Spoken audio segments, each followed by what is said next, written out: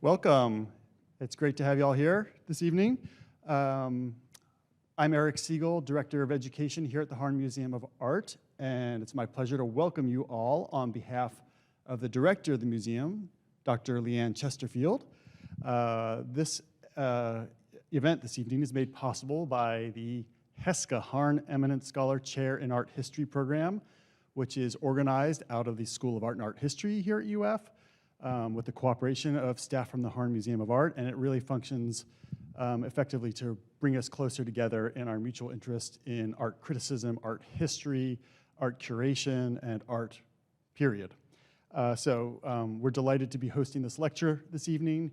I did want to say that the gift that established the HESCAH program was given by Dr. David A. and Marianne Coffrin, and it's something that continues to really stimulate great scholarship and art historical investigation and sharing here at the university.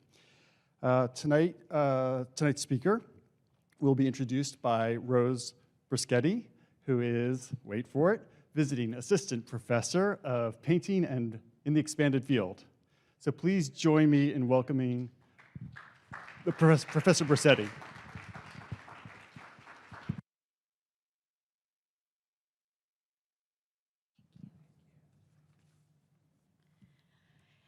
Hello. It is my immense pleasure this evening to introduce Harn Eminent Scholar Chair in Art History, Dr. Jenni Sorkin. Dr. Sorkin is a professor of the history of art and architecture at the University of California, Santa Barbara, where she serves as affiliate faculty in studio art and feminist studies, and studies the intersections between gender, material culture, and contemporary art. Her most recent book, Art in California, is part of Thames and Hudson's acclaimed World of Art series and surveys art from the state of California, recognizing the region's tremendously diverse creative and cultural production steeped in multiculturalism, ethnic identity, community involvement, and radical politics. Her first book, Live Form, Women, Ceramics, and Community, published by the University of Chicago Press in 2016, explores gender, artistic labor, and the history of post-war ceramics, and has rapidly become a standard text in contemporary ceramics practice. The impact of her work, like her own educational background, crosses the boundaries of art history and studio art. Dr. Sorkin has a BFA from the School of the Art Institute of Chicago, an MA from the Center for Curatorials at Bard College, and received her PhD at Yale.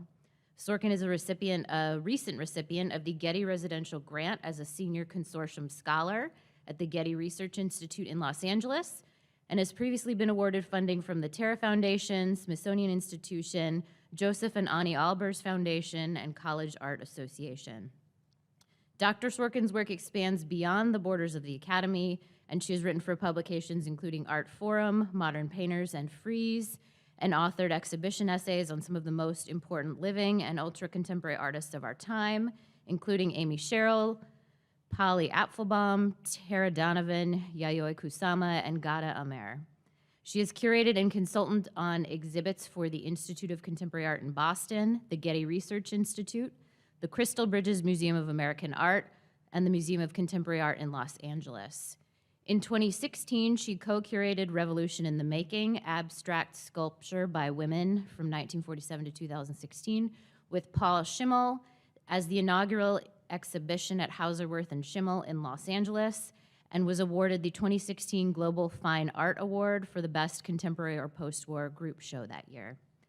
On a personal note, I had the pleasure of studying with Dr. Sorkin in graduate school at UC Santa Barbara, where her intellect, rigor, and generosity only compounded the impact her elegantly designed graduate seminars with satisfying narrative arcs had on my creative career and academic practice. And her impact cannot be overstated. I would like to thank the Harn, the HESCAH program, the Art History Department for their collaborative energy working with Studio on this event, and Professors Kyra Cabañas, Jesse Ring, and Erin Tate for their labor in organizing this event. And it is with great pleasure that I introduce Dr. Jenni Sorkin.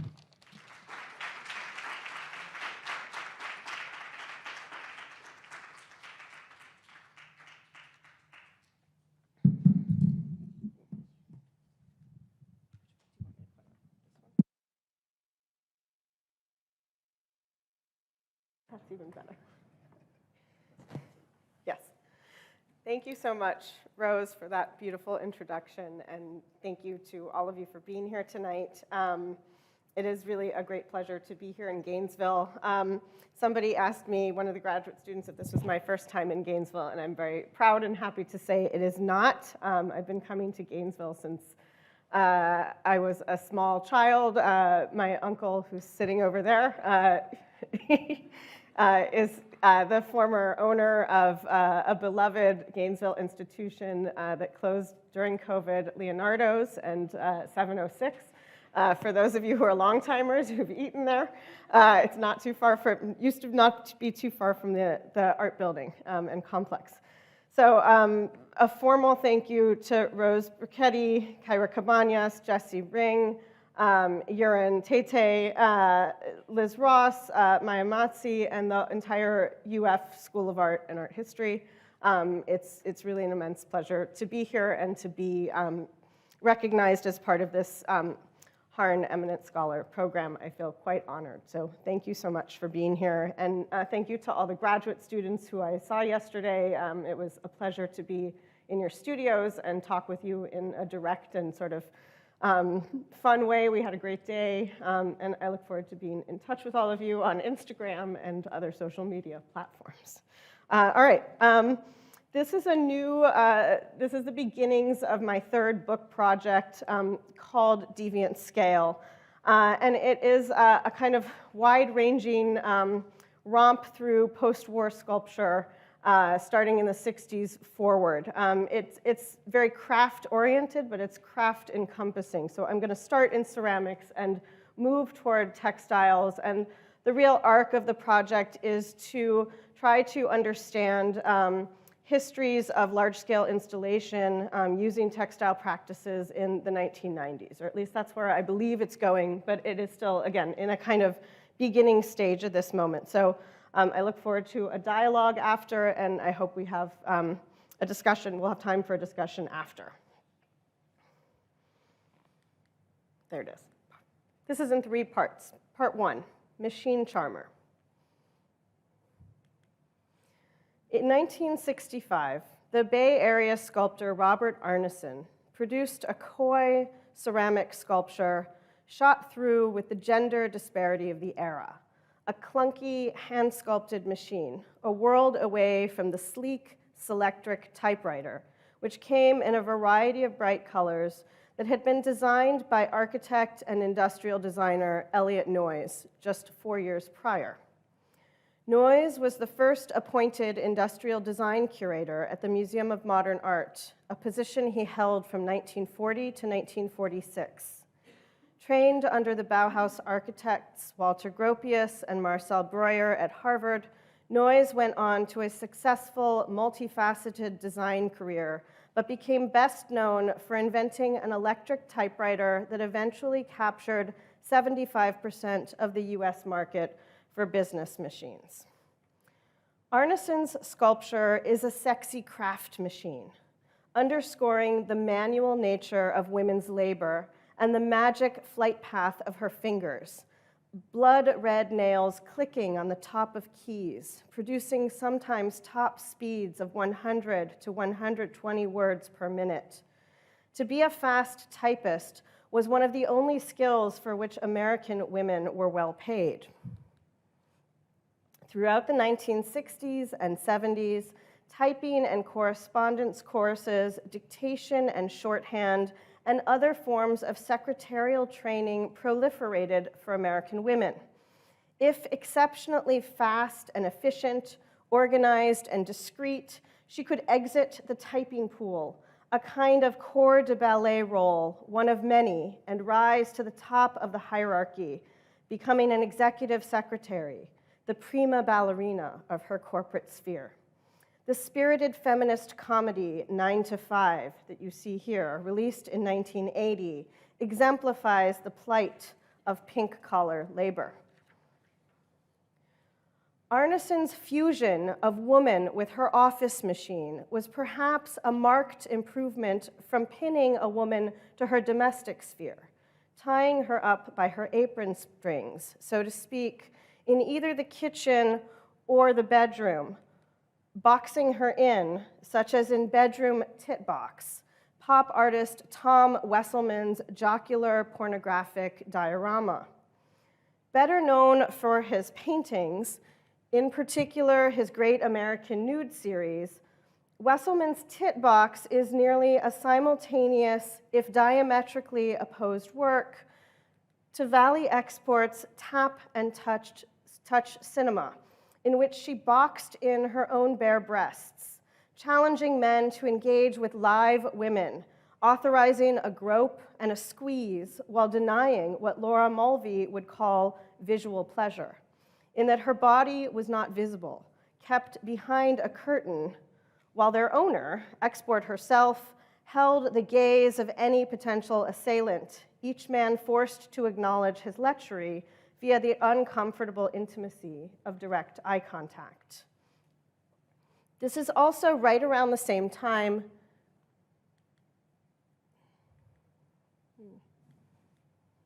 that Barbara T. Smith, best known for her edgy performance works exploring sex and spirituality, rented the first commercial copy machine from the Xerox company as it became available in 1965 and began to experiment with Xerox prints made from her own body. As we can see then, women artists gave up no ground, making pronounced social commentary about their own bodies. Tit for tat, so to speak. For many small offices, the Selectric was their first equipment purchase. It replicated the traditional typewriter's typing bars with a moving, interchangeable, spherical golf ball printing element, while the carriage remained fixed. This created access to different fonts and point sizes. The word typeface is already an anthropomorphic description, equating the expressivity of the human face with the distinctive moods of letters offered in different fonts. If you want to change the typeface, Arneson seemed to be saying, you could just change the girl at the typewriter. Women were interchangeable, widgets in heels, or a waiting lady, as the Chicago painter Christina Romberg offered, subservient to the needs of the patriarchy, a stylized painting in which a faceless woman is exaggeratedly bent forward, arms bound, her hair transformed into a cascading hood that conceals her face and her body fully encased in the sexy bondage of her lingerie. In silky hosiery, fitted blouses, and skirts with cinched waists, women were pink-collar professionals, eye-catching helpmates at all-male institutions, simultaneously professionals who worked full-time outside the home, but a domestic presence nonetheless, expected to make and serve coffee, clean up, take a dictation, type, but also write letters, all while, and this is new to many people of this generation, so I'm highlighting this here, all while subserviently rendering her own initials lowercase in the bottom left-hand corner of the heavyweight watermarked paper in the highest reaches of museums, corporations, and government. Typewriter was the only work by an American and a Californian included in William S. Rubin's 1968 show, Dada, Surrealism, and Their Heritage, one of a number of important thematic exhibitions that the Museum of Modern Art staged during the 1960s. While featured in the catalog adjacent from Conrad Kapfleck's painting of a sewing machine titled Intriguing Woman, 1964, which we learn André Breton had once praised, calling it a machine charmer. On Arneson's typewriter, Rubin did not compose a single word, both literally and figuratively. That is, there is no visual analysis of the work itself. Oddly enough, Kapfleck himself had painted a series of typewriters in the 1950s that you see here before turning to sewing machines. Both sets of machines embody what curator Isabel Sully calls, quote, the mechanisms of administration and its pursuit of objectification, both in terms of the citizens it takes as subjects and the people, most often women, it puts to work in service of this pursuit, end quote. So let's instead, by proximity, think of Arneson's typewriter as the ultimate machine charmer. It winks at the viewer through its perverse allure because it is an idea rather than a functional object. That is, it is not kinetic. Its finger keys are rendered immobile rather than mechanically abled, say, like an old player piano, attempting to mimic a generation of secretaries. That is intentional because Arneson was working against the stigma of being a sculptor working in clay. Craft is, as I will argue, one of the primary ways in which scale is made deviant. It derivates from convention through a materiality that is treated as secondary and often overly fussy in its skill and complexity. Arneson's typewriter, however, eschews skill. Today, it would fit under the heading sloppy craft, as it is willfully messy, lumpy, and imprecise, attempting to join the body to the machine when the body had already long been conjoined to clay. The composite of clay, its exact mixture of minerals and compounds such as ash, quartz, and silica, is already known as a body. In functional ceramics, the slope of a jar is called a shoulder, its slender stem is a neck, the solid ring upon which it stands, a foot. Clay, it turns out, didn't need figuration to make a body. Part 2, the impossible dress. By the mid-1980s, however, gender-infused sculpture stopped being predictably human scale. Instead, it started to exceed its size limits as a means of commenting upon the out-of-control nature of being with a palpable, distinctly female-identified rage. A decade after Ramberg's contorted and disciplined bodies, the Czech-born Canadian artist Jana Sturbach picks up where Ramberg leaves off, entering into an erogenous zone of combative, eroticized surrealism with an early mixed media work, I Want You to Feel the Way I Do, The Dress, which makes use of a live wire wrapped in a spiral around the bodice of a wire mesh, a dress that is not just electric, like Atsuko Tanaka's electric dress, but nearly an electrocution dress, actively giving off periodic searing heat, turning on and off while clicking through a slide projected text. An accompaniment not included in this image, Sturbach's text is an unrelenting diatribe that can be alternately described as being aimed at a beloved, described as a toxic, obsessive relationship, or it can be seen as a larger social condition, one that pits women against the patriarchal social body. It reads, quote, I want you to feel the way I do. There's wire wrapped all around my head, and my skin grates on my flesh from the inside. How can you be so comfortable only 5 inches to the left of me? I don't want to hear myself think, feel myself move. It's not that I want to be numb, I want to slip under your skin. I will listen for the sound you hear, feed on your thoughts, wear your clothes. Now I have your attitude and you're not comfortable anymore. Making them yours, you relieve me of my opinions, habits, impulses. I should be grateful, but instead you're beginning to irritate me.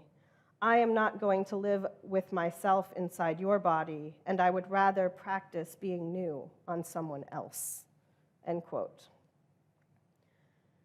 Sturbach made a second follow-up dress in 1987, this time out of 60 pounds of raw flank steak, cut and sewn as a fashion-conscious object, one that necessitated refrigeration, lest it would start dripping juice and blood on the floor. This resonant metaphor of a cut is played up here.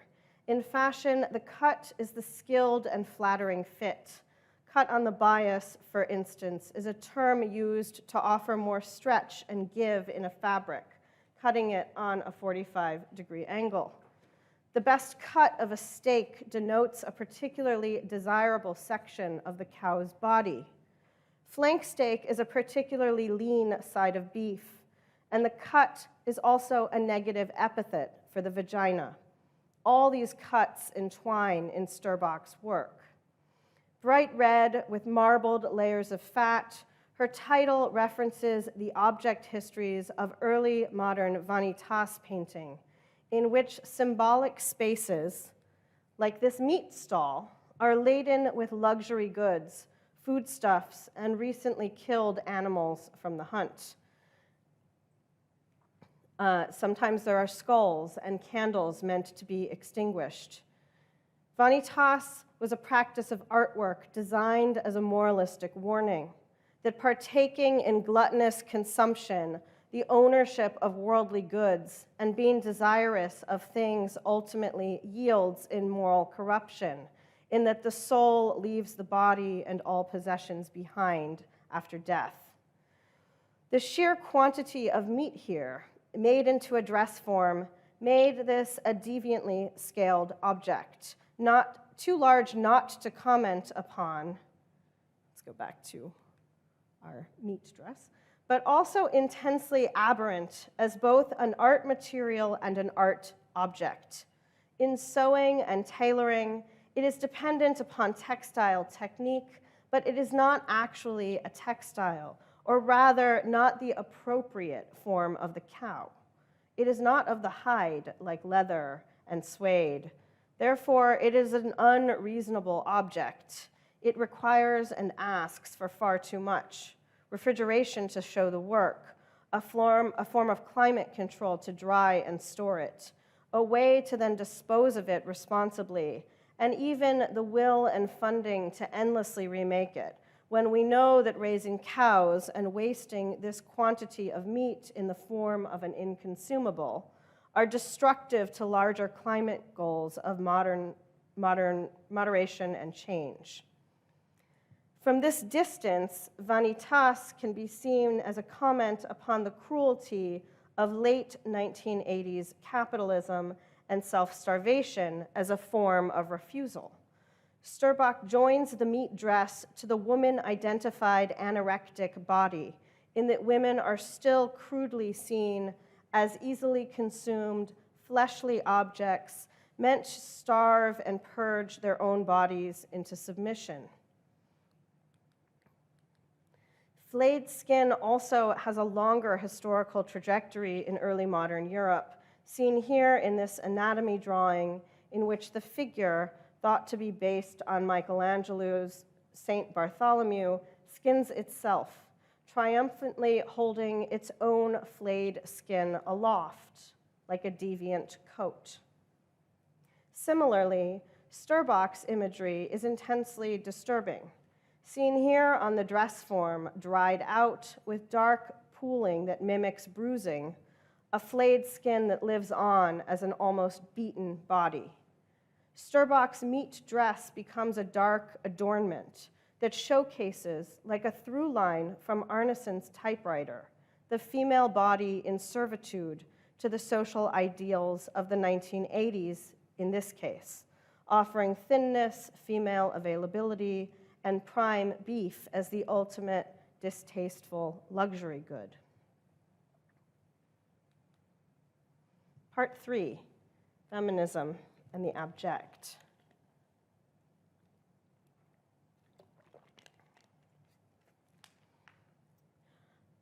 By the early 1990s, feminism had already triumphed within the US Academy.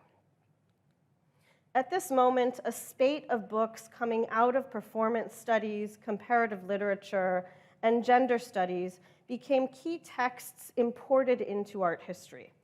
After Judith Butler's Gender Trouble, they were eminently more accessible in that they provided real examples, engaged with artistic practice and process and were unabashed in their love of corporeal forms of writing, relishing the texture of language as a descriptor.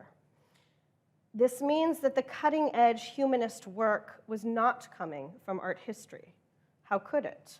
Contemporary art history was in its infancy.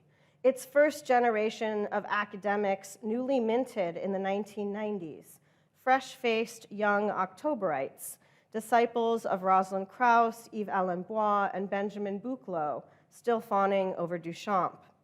Art history was a curmudgeonly discipline that was only talking to itself. However, alongside the burgeoning field of literary-inflected performance studies and gender studies, the body and explorations in materiality were twin subjects that loomed large in the American artistic psyche. This was a moment when now established artists like Robert Gober, Kiki Smith, and Janine Antoni began to gain traction. And one of the words used to describe their art was the term abject, which registers an aesthetic of bodily disgust. The British anthropologist Mary Douglas published her influential treatise, Purity and Danger, an analysis of concepts of pollution and taboo, in 1966, which explored abjection culturally through its reversal, a human reverence for the concept of purity. She traces out the roots of dirtiness and degradations of the body through symbolic forms of boundary maintenance, like kosher laws and butchery, rules around menstruation, and universal social prohibitions such as incest. In 1980, the French psychoanalyst Julia Kristeva wrote a book-length meditation on abjection, using it to designate cultural production based upon the image of the human body, but specifically the body fragmented and decayed, or represented by one of its socially transgressive or scatological functions. Hair work, in particular, became one of the most commonly used phenomena. In depicting what most people would rather not see, art breaks through societal taboos, especially those surrounding sexuality and the scatological. And indeed, in the art of the 1990s, a certain level of beautiful revulsion was achieved. Dirt, bodily fluids, loose hair, excrement, and a general ooze came to sculptural practice. The abject became a much bandied about terminology. This was pre-internet, and small exhibition catalogs were still prized and circulated. Indeed, one of the exhibitions that grew out of this exploration of the body was called Abject Art, a show done by a crop of 4 emerging curators in the Whitney Independent Study Program in New York, and whose catalog cover featured a Robert Gober leg. Essentially a student show drawing on the Whitney Museum's permanent collection, the exhibition garnered a great deal of attention, including a New York Times review, and a catalog, seen here, that became early canonical reading in the burgeoning field of body-based sculptural practices that specifically addressed the AIDS crisis, queer abjection, suffering, and performative object making. Here's the actual leg that the catalog cover featured.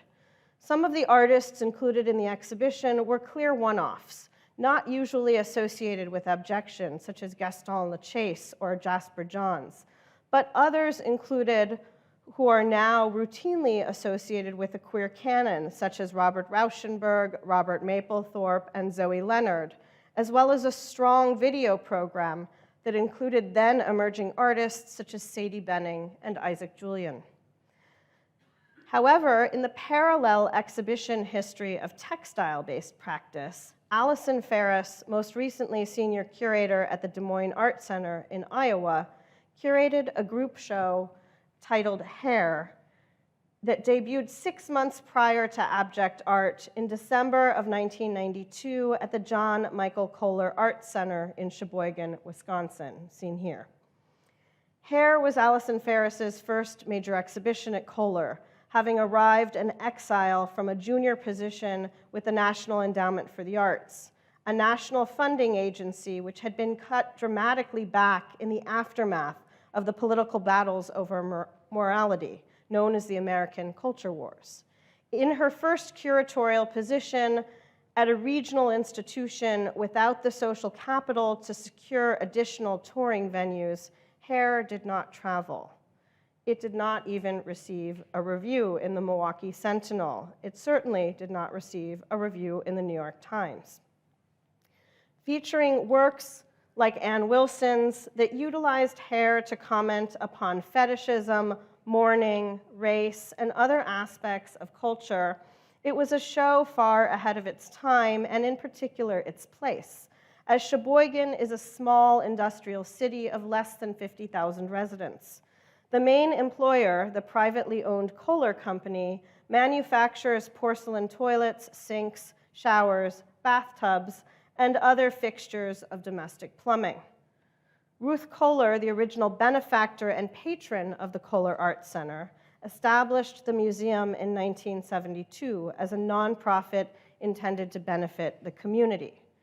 In an unethical power grab, she simultaneously became its longtime director. In this exhibition, Ferris also encouraged deviant scale through smaller formats of craft work. She brought together two strains of hair work: the historical, including a large selection of 76 works of Victorian hair jewelry from a selection of private collections and historical societies, including watch chains, friendship bracelets, brooches, and memory books, as well as the contemporary, an array of works made by 19 living artists, majority women, whose work utilized hair to invoke memory, grief, longing, and desire. A national level show, the selection of works tended toward conceptual art rather than skill-driven pieces, in that the majority of its artists engaged in arrangement and contextualizing, that is, collecting, displaying, or photographing hair, such as Jean Dunning and Lorna Simpson, rather than working with it directly as an artistic material. Here, Dunning photographs the back of a woman's head, reducing her dyed red waves to an abstracted image as a means of denying the narrative pleasure and sex appeal that is a given in traditional portraiture of hair framing a woman's face. Simpson, on the other hand, collects her own frayed and split braids after her own hair once a year was braided and then cut. Sections of black hair are signposted with the terminology of enacting plaiting techniques upon the scalp and the monotony and repetition of the process itself. Quote, 1978, tangle, split, cut. 1982, tie, tear, knot, weave, tug. 1988, twist, part. Even artists with strong textile training, such as Ann Wilson, who I showed you earlier, also worked closely with found hair and female beautification rituals around hair's upkeep and maintenance. The work on the left, curled and bleached, was included in the hair exhibition, while the work on the right, I cut my hair, shares a commonality with Simpson, yet with much less detail or cultural specificity. The fraught history of black hairstyles, sometimes suppressed, other times celebrated or exoticized by white people, and often the recipient of unwanted touching or commentary, elicits a far more loaded context than the visual dominance of white hair, its lighter colors and straight texture, a primary cultural aspiration in the realm of American media and advertising. In particular, white women's hair was braided, twisted, and woven, prized for its distinctive colors, and became the centerpiece of ornamental fancy work, performed by both skilled amateurs in the home and small-scale manufacturers at the close of the 19th century, producing a range of middle-class objects displayed domestically, such as brooches seen here. The back of this brooch is engraved with the birth and death dates of the 16-year-old girl who died in 1841, and it's made with the remnants of her hair. Throughout the Victorian period, there were hair artists who specialized in turning locks of hair into jewelry that could be worn in memoriam, a physical display worn on the body, often as close to the heart as possible. This was a cottage industry in which printed catalogs presented customers with a choice of designs and offered guarantees that the locks of hair submitted by customers were not mixed with other people's deceased relatives or substituted in the process. They were worn by men and women alike and included articles such as hair-encased pocket watches, hair rings, necklaces, earrings, and hair wreaths, in which several generations, seen here, of hair were commingled.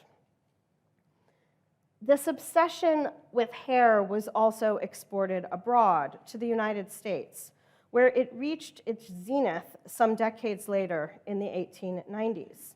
While the Victoria and Albert Museum in London is the keeper of these objects with a trove of hair jewelry, in the US they have become relegated to antiquarian collections and historical societies, as seen here, from where Ferris borrowed them for her exhibition. This was the first time such works were paired with contemporary artists who, in scaling their work as sculpture, were only nominally engaging with the Victorian history of hairwork.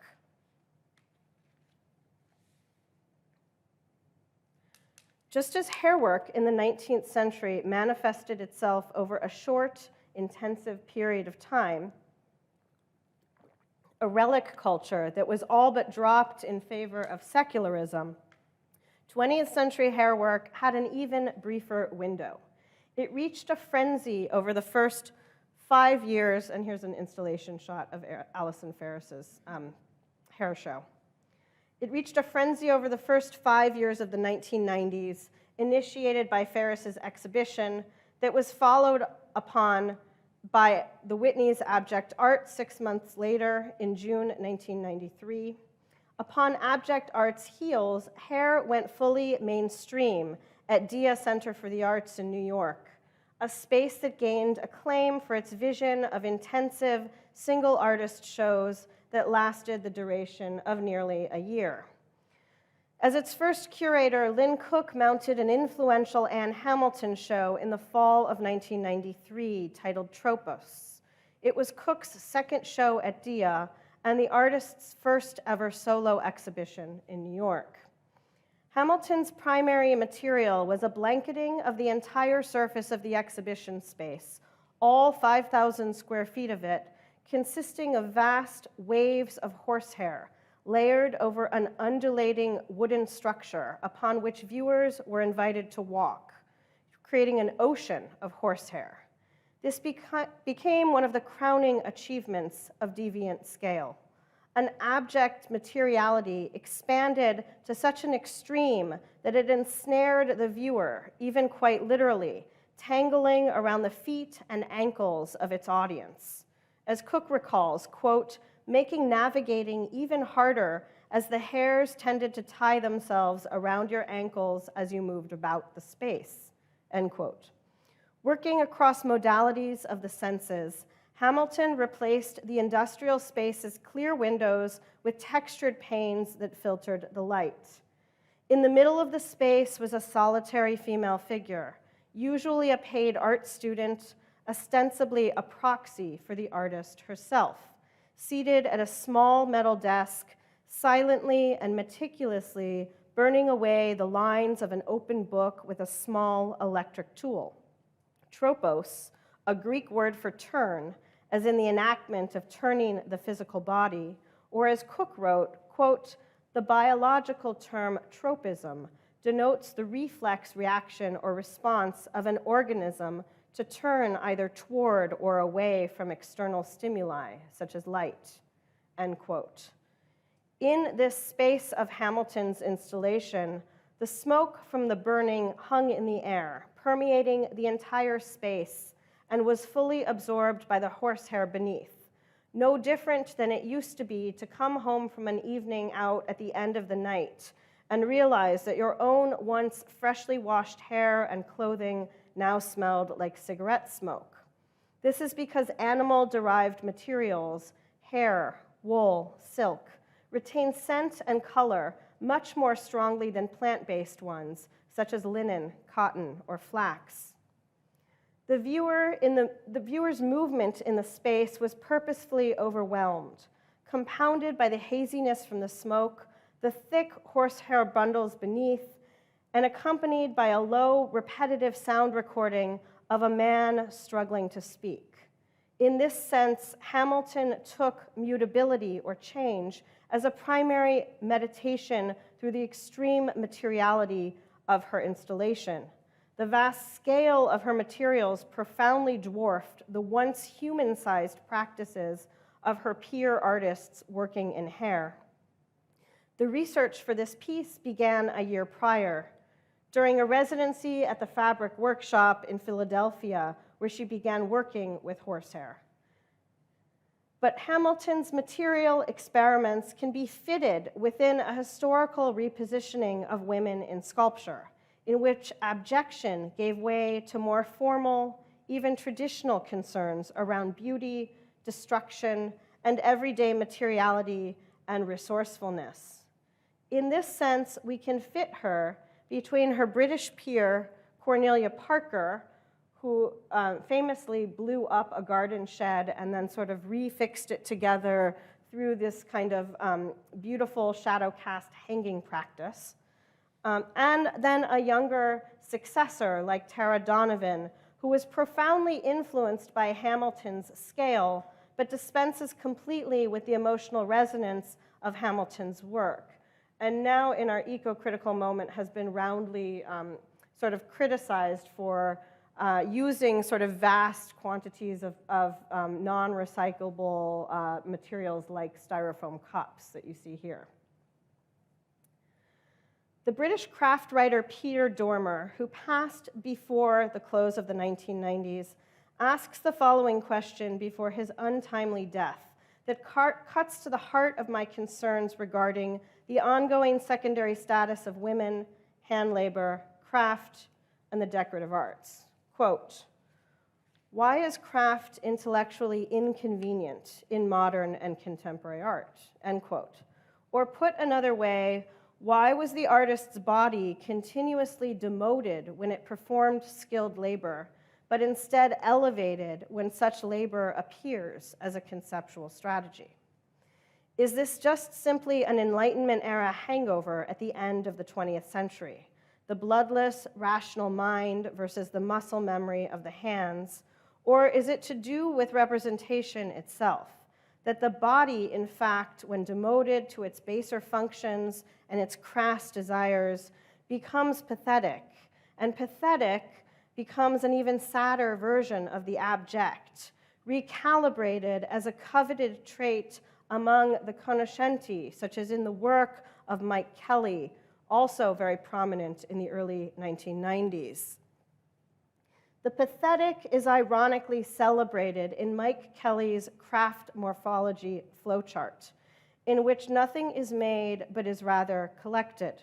The artist trolling thrift stores and Salvation Armies in search of what he haughtily terms love hours, to describe the handwork of mothers, aunts, and grandmothers who toiled anonymously and faithfully, pouring heartfelt effort into creating hand-knitted and crocheted soft toys and sock puppets, like their Victorian predecessors who pressed flowers and engaged in needlepoint samplers and also made hair jewelry, only to have that work rudely discarded.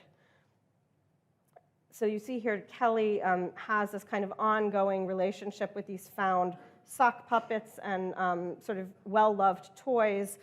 He creates almost like a lineup with himself in the middle, almost like a police lineup or a yearbook series of photographs. And then this very famous image is plucked from this piece, Ah Youth, and becomes a kind of coveted and famed album cover that Sonic Youth uses in their famed album Dirty in 1992.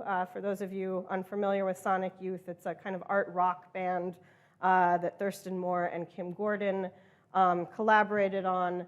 And this cover became prominently stamped on not just a CD cover, but the moment when teenagers still put up posters of rock bands in their rooms and wore band t-shirts. And this became a very famous, well-circulated band t-shirt that comes directly from Kelly's work. I'm going to go back to this one for a moment. Kelly's large-scale installation becomes also a deviant scale, turning the museum into a backroom resale sorting station in which he rescues and reclassifies the objects, organizing them by their formal properties of size, color, pattern, and shape. En masse, these soft toys are pathetic in that they fit the conceptual art star's exploitative dreams of outsourcing, endlessly fabricated elsewhere, and for free or nearly free. For Kelly, the pathetic is a form of posturing, but rather than a self-loathing male expression, wallowing in the shtick of being a pathetic loser, a la Beck's 1994 famed song Loser, is reworked instead as a kind of casual misogyny, in this case pegging women's hand labor to a form of unrequited, pathetic love for children.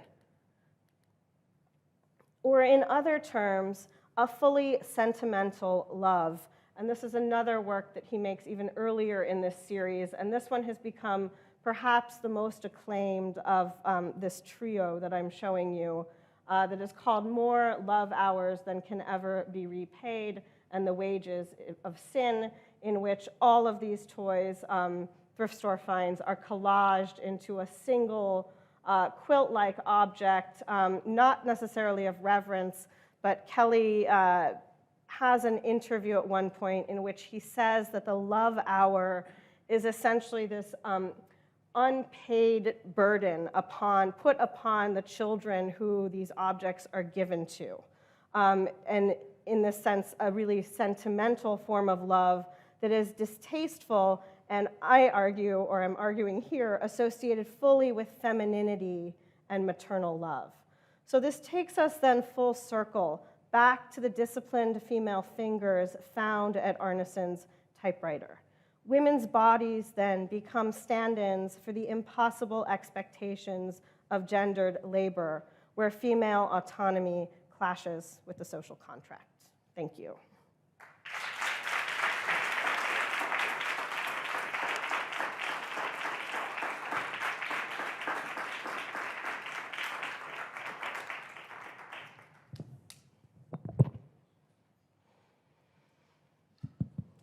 Thank you so very much. Will you take questions Absolutely. from the audience? I'm very happy to have Excellent. conversation, questions. Noah and Vivian. Raise your hand if Noah's got you covered on this side, Vivian on that side.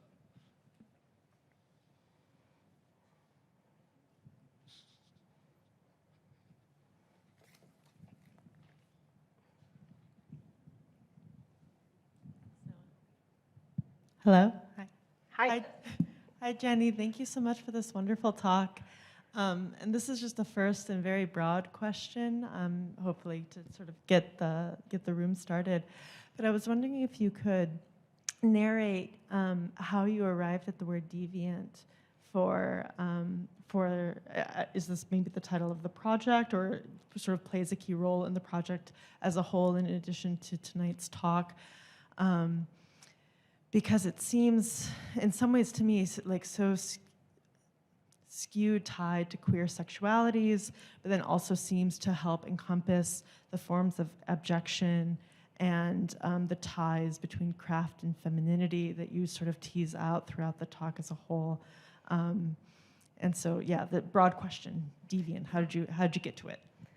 Thank you. That's a really great point and a really nicely said way of encompassing exactly what I am seeking to do here, which is think about deviance directly in relation to the way the queer body was marginalized and demonized, particularly in the late 80s and early 1990s, during the AIDS crisis. This book currently, there's a lot of New York in it. I am seeking to move it away from New York, and the way that this will go is largely through a kind of presentation history of small thematic alternative exhibitions that happen nationwide at spaces, not just like the Kohler Center in Sheboygan, but at alternative spaces in cities ranging from Los Angeles to Houston, to Lansing, Michigan, and also to college and university art galleries, which were really the kind of main drivers of this thematic exhibition practice. In starting this research, the group exhibition is really what has hooked me, in that it becomes the space in which all of these deep and kind of dark ideas around scale, around abjection, around quasi-deviant practices that are eschewed or rejected in mainstream institutions, who are very afraid at this moment of losing funding. They're terrified of being having any kind of federal funding yanked from them, and they're highly dependent upon it, not just from the government, from the NEA and the NEH, which are under attack at this time period that I'm looking at, but also from institutions, largely companies, that don't want to be caught up in so-called promoting a queer agenda or a radical sexual agenda or an agenda that somehow seems as though they are sympathizing with dying people of AIDS. This might be unthinkable from where we stand now, 35 years later, but in fact, this was the dominant screed at the time, and a company like Reynolds Tobacco, J.R. Reynolds Tobacco, which hid and cloaked itself as Altria, sponsored a downtown Whitney Museum branch that eventually closed because they couldn't take, or they didn't want, the controversial work that was shown there, that was not only institutional critique oriented, but also about these kinds of sexualized bodily practices that I'm terming are a form of deviant scale through sculptural practice. And throughout the late 80s and 90s, the dominant institutions in this country are actually still really hooked on abstract painting. That's what they're showing. And so I'm trying to forge a kind of alternate, non-canonical history through nonprofit spaces, artist-run spaces that really pulled together this space for sexualized sculptural practices that were both queer and abject and deviant in all of these ways that I'm trying to look at through a kind of craft-oriented lens. And so that's the other through line here, is that I really am deeply committed to craft histories. One of the reasons University of Florida has always been a program I've followed is because your ceramics area is long-standing. It was always initially run by women, and there's been a history of making at public institutions that also fly under the radar, like here. And I'm sure that there were alternative spaces that I haven't uncovered yet that were also in Florida. And in various states that were able to do these exhibitions because they're funded in alternate ways. They're funded not just through student labor or university funding, but because people, and artists in particular, are generous souls and are willing to donate, put their work up for sale in benefits. They're willing to do the labor of hanging the work and hanging drywall and sheetrock to mount these exhibitions. And so this is kind of a history that I feel has been unrecognized, and also is a space in which we don't have quite anymore in this country because the funding no longer exists to publish exhibition catalogs in the same way that it used to. From the 1970s through about 1990, sometimes into 95, but there was funding for exhibition catalogs through regional grant programs that the National Endowment for the Arts spearheaded. And it was not terribly hard to document your exhibition, and that's the kind of document that I'm working off now, or these small exhibition catalogs that I'm talking about. They're probably in your library. You just have to kind of start looking for them. Sometimes they exist as like offloaded copies that museum shops or libraries get rid of periodically, which is also how I've sort of started my own collection of these. So that was a long-winded answer to a very good question, so thank you, Rachel. Thank you.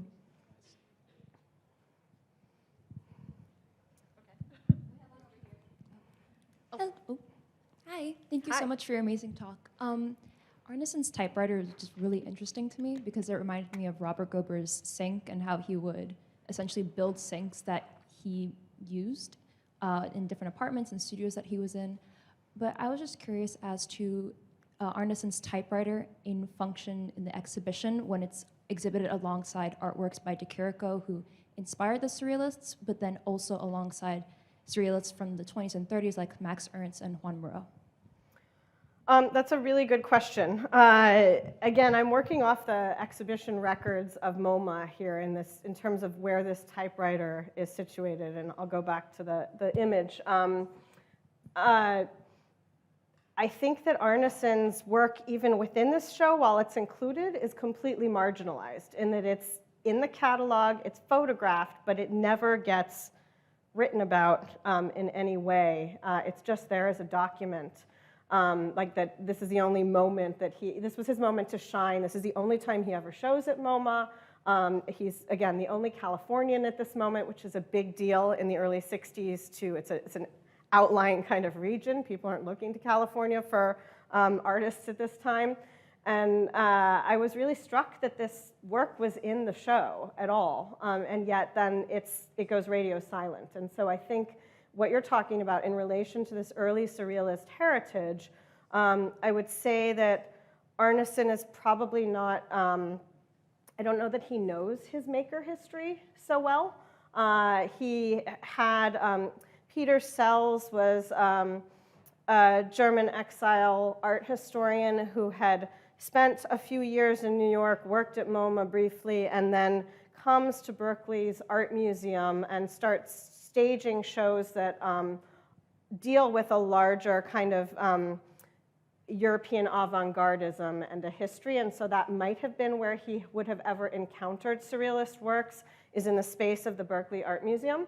But again, at this time in the 60s, news doesn't travel quite as fast, and people are relying not, of course, on the internet or even a fax machine or a telephone, but they are waiting for these exhibition catalogs to be mailed and make their way slowly across the country. And artwork doesn't circulate in the same way it does today, or even in the 90s. And so that's one of the sort of, I think, larger conditions that's really interesting that I always have to remind myself of, is that if you saw this work, this was the only form you ever saw it in, is like on this printed page in a big MoMA exhibition catalog. You don't know that the nails are red necessarily. You certainly don't know that it has this kind of bright, garish color to it. And so for me, that's, you know, everything's still operating in a black and white territory in this way. And I feel like people make up their own fantastical colors in their heads. I'm not sure if that fully answers your question. Okay. Hi Yeah. there. Hi. Oh, sorry about that. I was just wondering, I think when I think about the Kerstaven concept of abjection, I think a lot about the maternal body.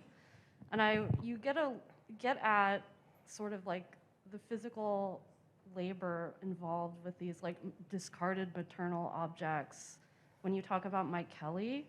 But I was wondering if there's like any relation between the maternal body, either like real or imagined, in relation to like other aspects of like deviant scale.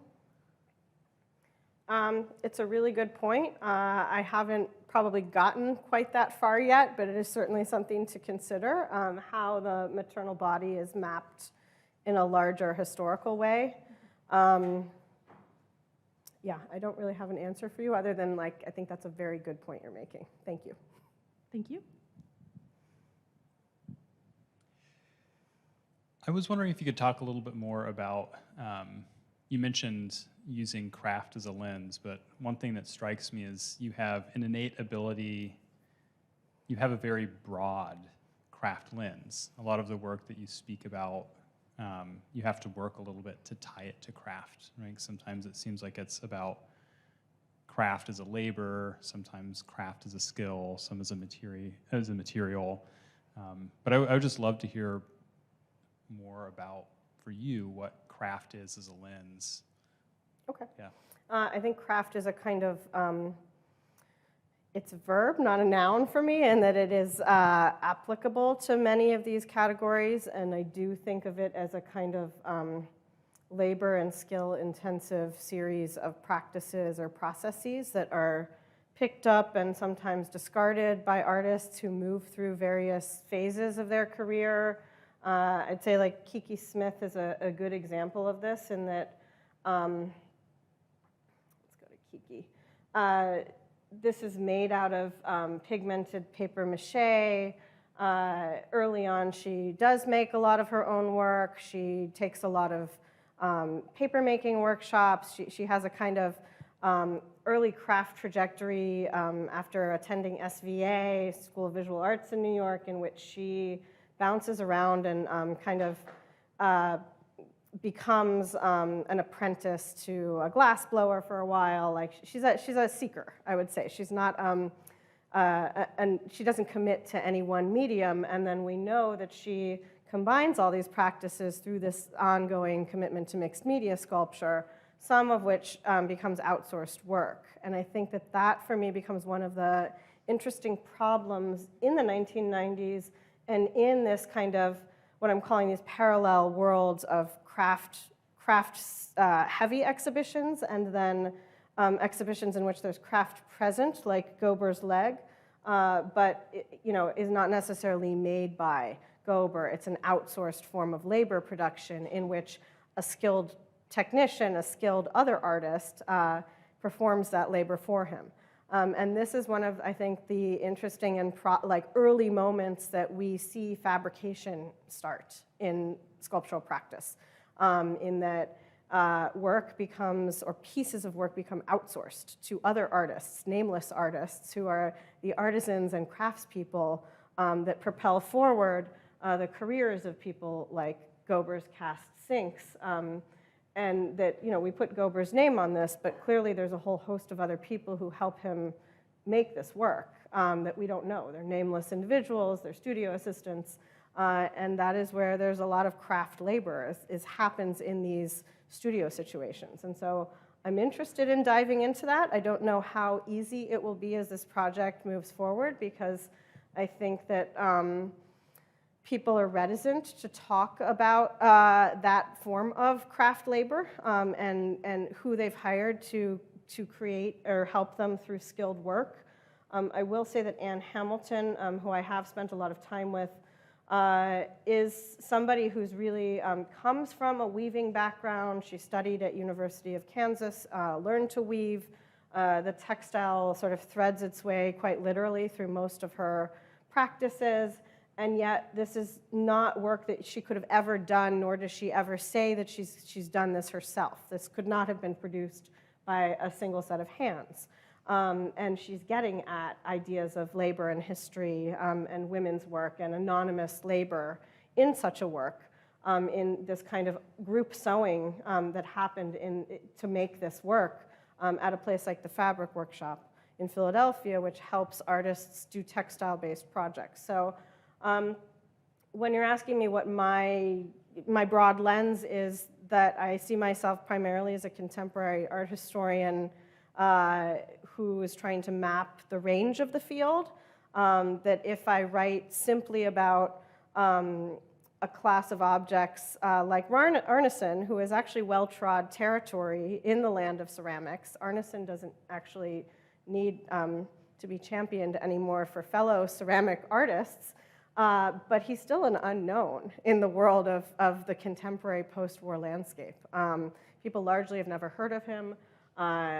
They've forgotten him. And so I think that becomes the tension, I think, in this work, is trying to figure out how to reclaim a large swath of artists, but simultaneously think through a moment and try to map the moment more broadly and see where the terminologies have slippage, I think. And craft becomes one of these terminologies that I'm not using in the title because I think that this is, again, an early work in progress, but I really think that it's about scale. And scale becomes one of the tension points in craft because craft practices are historically much smaller than this level of scale that Anne Hamilton, this monstrous scale or deviant scale that Anne Hamilton grows her work to. And so that, to me, is like an inflection point that I'm really interested in terms of craft being sort of at the source of that.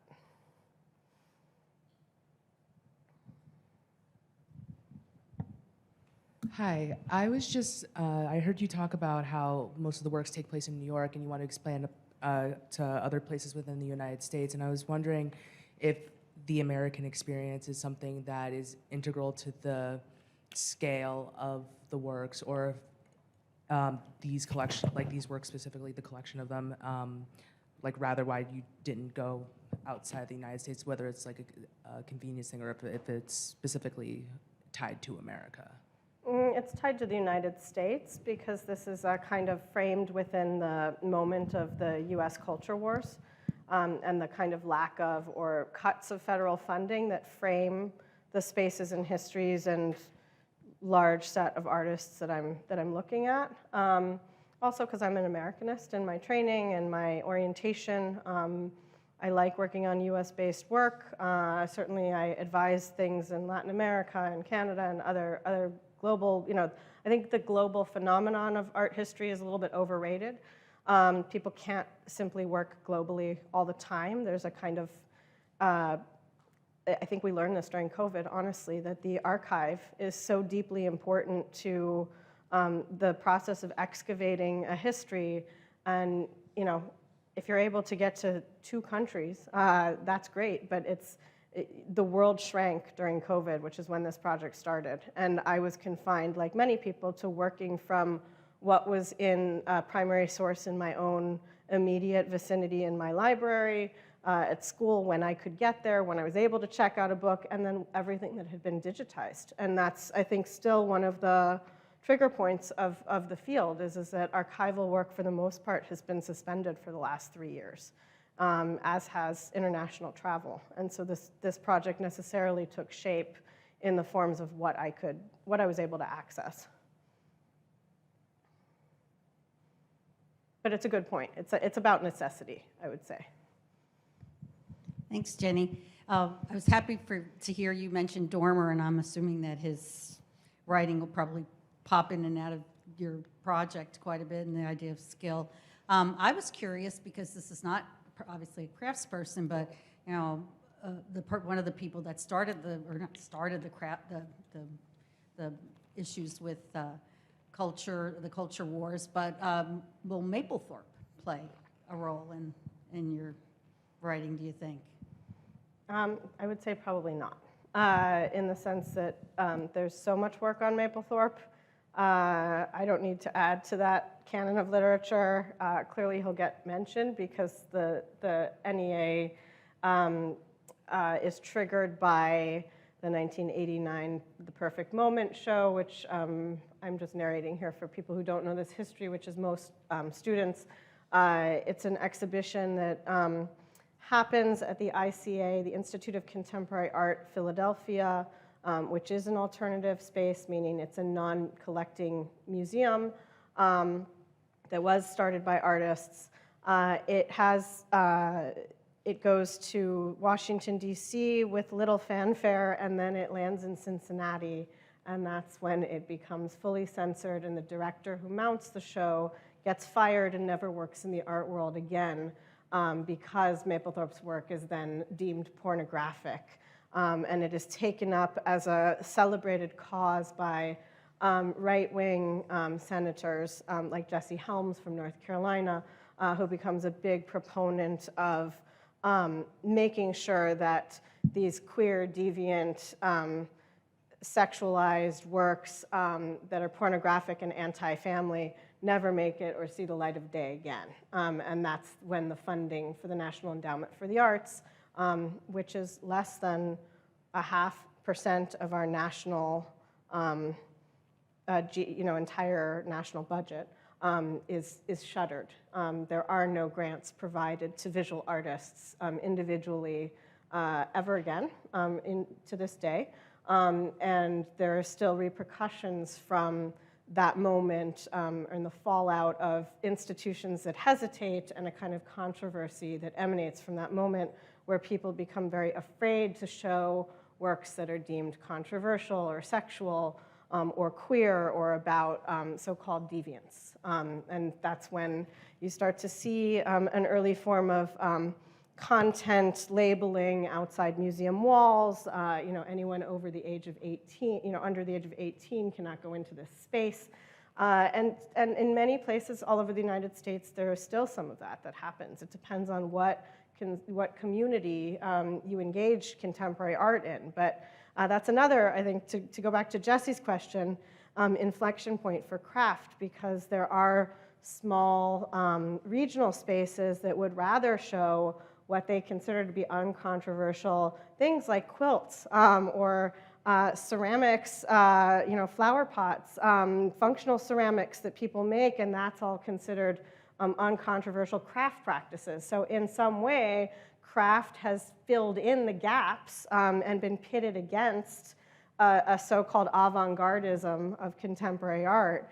And to me, that's an interesting problem because there are craft artists who are also working to perpetuate and celebrate obscenity and pornography and queer, have a queer lens. And so that's another piece of this that I think becomes interesting and difficult to work through, is where does craft shed its inhibitions in functional works, in sculptural works. And this is also when ceramics really becomes sculptural as a way to make sort of pointed statements in the world and lose its functional status.